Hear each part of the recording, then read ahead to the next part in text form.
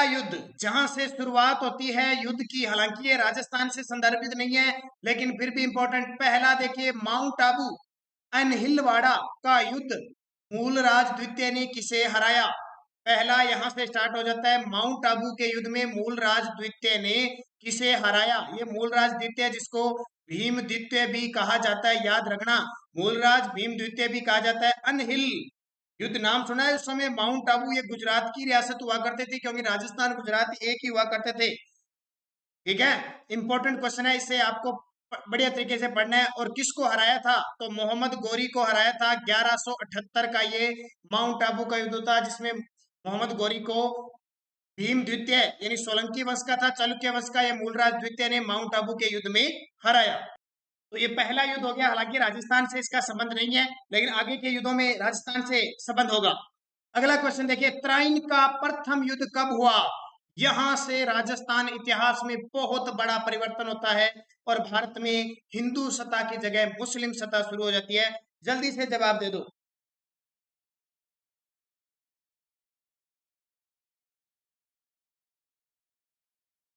और इसका जवाब है 1191 ईस्वी में त्राइन हरियाणा के अंदर ये युद्ध हुआ था मोहम्मद गोरी और पृथ्वीराज तृतीय के बीच, जिसमें पृथ्वीराज तृतीय ने मोहम्मद गोरी को हरा दिया। एग्जाम में क्वेश्चन आता है त्राइन का युद्ध कब हुआ?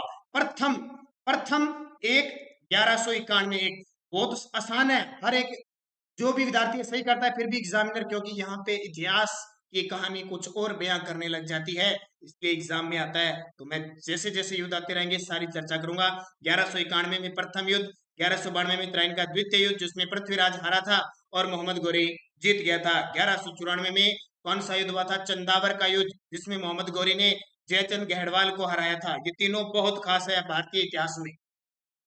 त्राइन का द्वितीय युद्ध में किसकी हार हुई थी? त्राइन के द्वितीय युद्ध में, अब ये आपको पता लग गया 1192 द्वितीय दो, बस इतना याद रखना। किसकी हार हुई?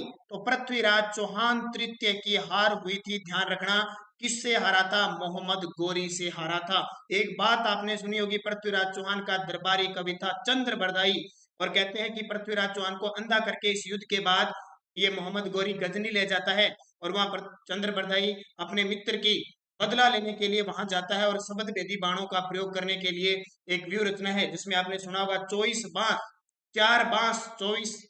ठीक है, इस प्रकार ये बात सुनने से 24 अंगुल 4 बांस अंगुल अष्ट प्रमाण ता बेटे सुल्तान मत चुके चौहान, ये बात सुनी होगी, तो वो संबंधित है इस पृथ्वीराज चौहान से। अगला देखिए, बुताला का युद्ध इल्तुतमिश के साथ किस मेवाड़ शासक लड़ा? देखो मैं क्रम से सारे लेके आया हूं जो ऐतिहासिक दृष्टि से। बुताला का युद्ध इल्तुतमिश के साथ किस मेवाड़ शासक ने लड़ा? अब ये बुताला का युद्ध राजसमंद के क्षेत्र उदयपुर क्षेत्र में है और कब हुआ था? 1227 ईस्वी में बुताला का युद्ध हुआ था। अब आपको पता है युद्ध के आंसर कैसे दिए जाते हैं, आपको ये देखना था कि वो युद्ध की कहानी, जैसे मैंने आपको बता दिया बुताला का युद्ध हुआ 1227 ईस्वी में। अब ये अंदाजा लगाना है कि इल्तुतमिश समय इल्तुतमिश 1210 में गद्दी पर बैठा और 1236 में इसकी मृत्यु हो गई। ठीक है, उस समय मेवाड़ का शासक कौन था इल्तुतमिश के समय? अगर ये, क्योंकि मैं जब कोचिंग में पढ़ाता हूँ तो मेरा एक खासियत है, मैं हिस्ट्री जब भी स्टार्ट करता हूँ तो सबसे पहले दिल्ली सल्तनत की पूरी कड़ी पढ़ाता हूँ। दिल्ली सल्तनत के शासकों के बारे में, कौन सा वंश था, और फिर मुगल वंश के बारे में बताता हूँ, ताकि क्योंकि राजस्थान का संबंध दिल्ली सल्तनत से था, मुगलों से था, उससे संबंध हो जाए सीधा। अब देखो इल्तुतमिश का नाम आते ही आपके दिमाग में होना चाहिए कि जब 1227 में युद्ध लड़ा था उसमें मेवाड़ का शासक कौन हो सकता है? जेतर सिंह था। कौन था? जेतर सिंह था। ऐसे आपको याद रहेगा ये जेतर सिंह 1213 से लेकर 1253 तक गद्दी पर बैठा था। जेतर सिंह, इसने बुताला का युद्ध लड़ा था और इल्तुतमिश को हरा दिया था। ठीक है, ये बातें ध्यान रखना है, इस प्रकार याद रहेगी आपको। अगला, रणथंभौर का साका कब हुआ? मैं पूरी बढ़िया तरीके से आपको बता चुका हूँ। रणथंभौर सवाई माधोपुर में है। 1301 में यहाँ साका हुआ। 1301 में साका हुआ। शासक थे हमीर, पत्नी थी रंग देवी, और नाम सुना होगा आपने रणमल रतिपाल। रणमल रतिपाल, और इधर से अलाउद्दीन AK-47 ये नाम होता था। एक याद रखना, राजस्थान के रियासत के जितने भी राजा थे वो किसी से नहीं हारे, सिर्फ अलाउद्दीन खिलजी से हारे थे।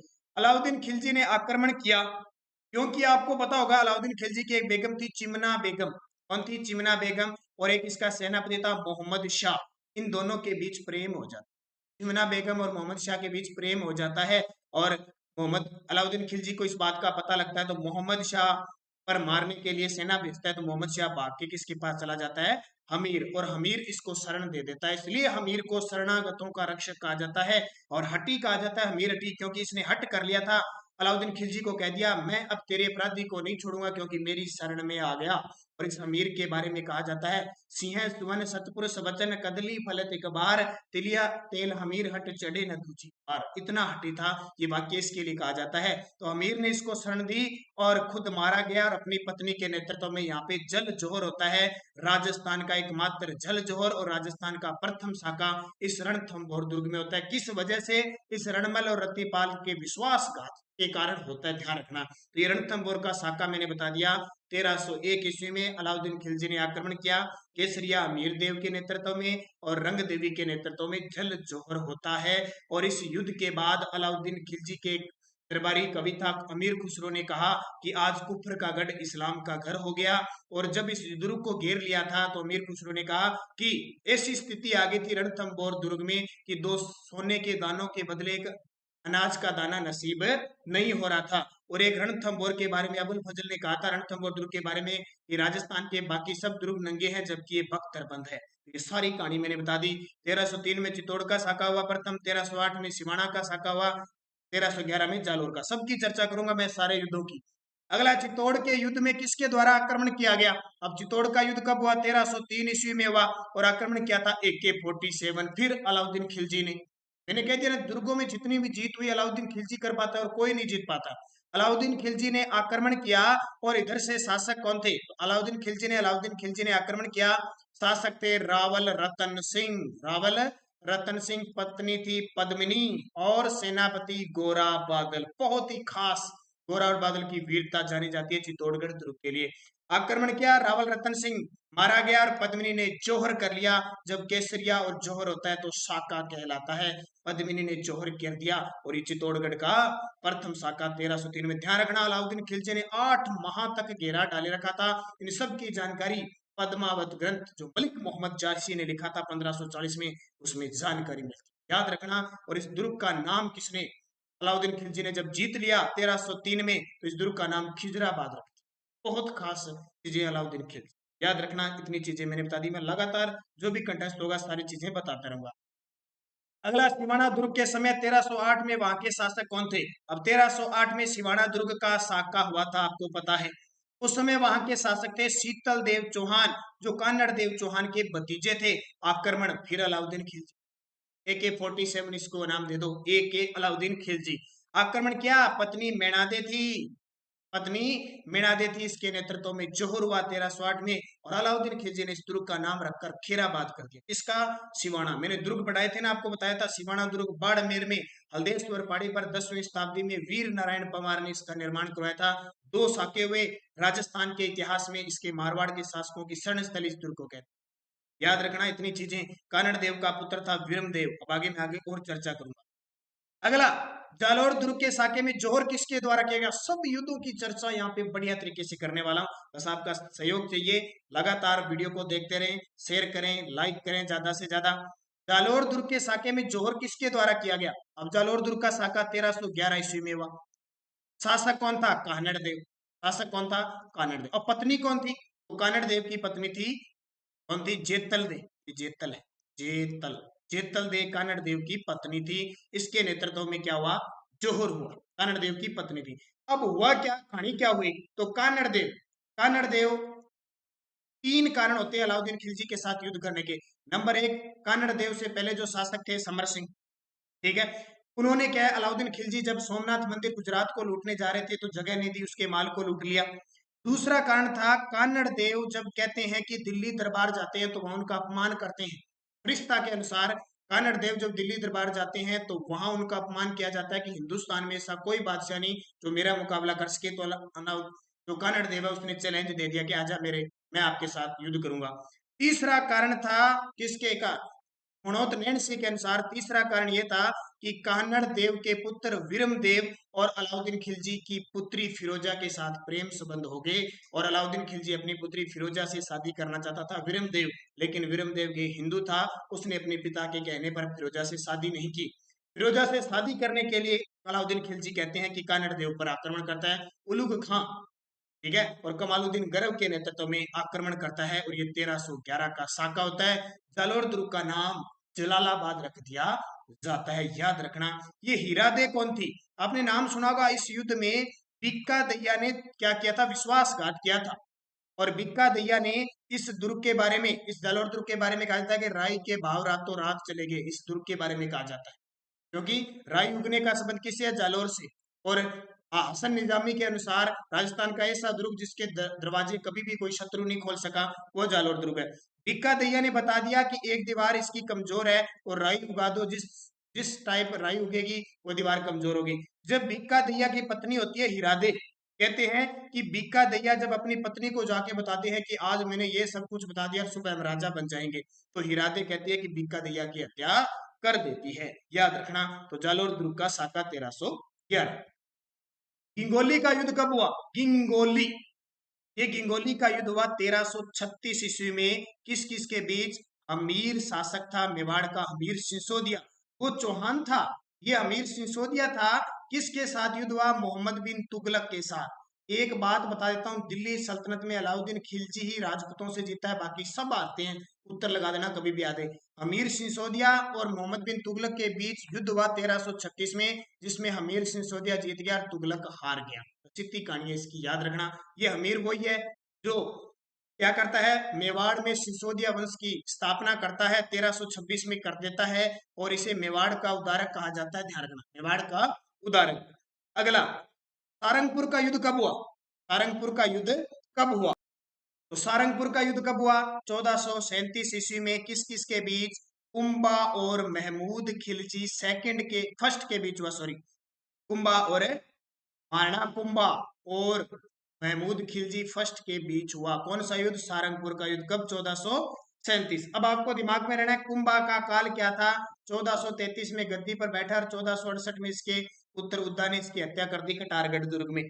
कुंभा और महमूद खिलजी के बीच युद्ध होता है, जिसमें कुंभा जीत जाता है और महमूद खिलजी को पकड़कर कैद कर लेता है। 6 महीने रखता है और उसके बाद में छोड़ देता है, क्योंकि कोई वैल्यू नहीं होती कुंभा के सामने। और आपको पता है सारंगपुर युद्ध के विजय के उपलक्ष्य में मारना कुंभा विजय स्तंभ का निर्माण करवाता है, जिसमें आपको पूरी तरह से पढ़ा चुका हूँ बढ़िया तरीके से, क्योंकि बहुत बार एग्जाम में आता है। मारना कुंभा ने विजय स्तंभ का निर्माण किस जीत के बाद बनाया? सारंगपुर जीत के बाद।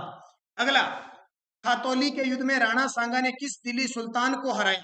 अब सबसे पहले आपको पता होना चाहिए खातौली का युद्ध हुआ 1517 ईस्वी, और खातौली वर्तमान में कोटा में है। कहाँ पे है खातौली? कोटा में है। राणा सांगा ने किस दिल्ली सुल्तान को हराया? अब आपके दिमाग में होगा कि 1517 में पहले तो दिल्ली का सुल्तान कौन था, अपने आप उत्तर आ जाएगा।